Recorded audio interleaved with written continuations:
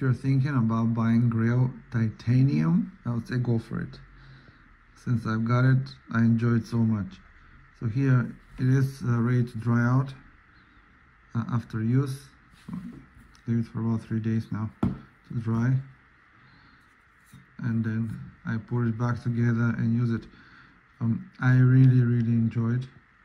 You know, when I see a stream or really clean water, and now I thinking about, I think this one is good, you know, as it is. There is always this barrier that makes me think, okay, maybe, you know, there is something in it. So then having the grill really makes a difference, because I really go for it.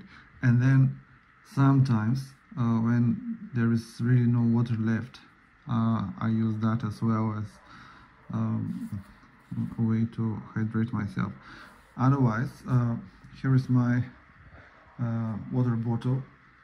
I really recommend this one, because it's 1150 milliliters, and it does not change the taste of the water. So if you're using a plastic one, after a short while, it starts to taste like, you know, plastic.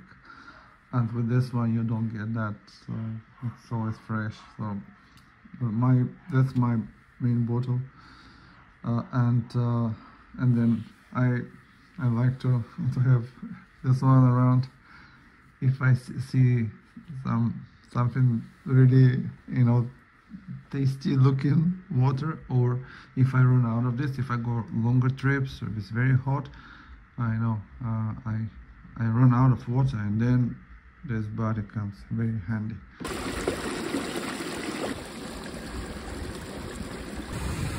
Чистая, господ. Но теперь это това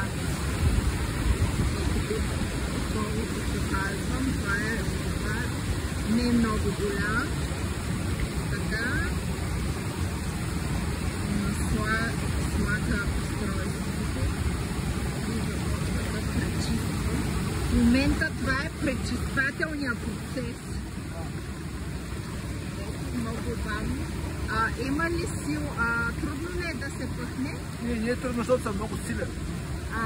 Ама ако съм аз, ще ми е трудно. Не, тебе няма да е много трудно, ама малко по-трудно. Да, и вече е готова за пиене. Готова за консумация. Тук е един хубав камък си намерих, да си го взема в къщи. Да я пробваме.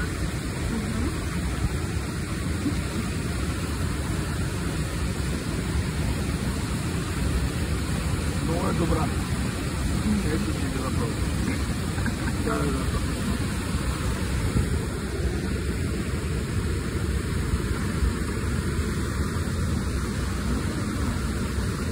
Подобряваш ли? Да. Пълня. И вие знаете процедурата, даже тук има много удобно с камък на камика. Аз мога да изчакам след теб.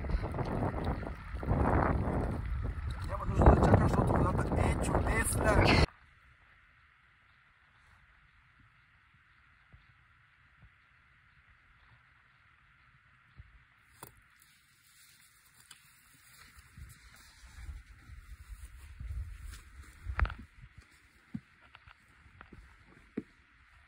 Опа, гледай, какво качество, бе!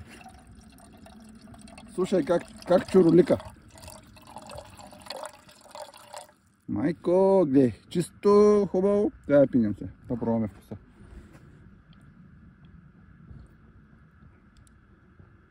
Ти голяма работа, бе.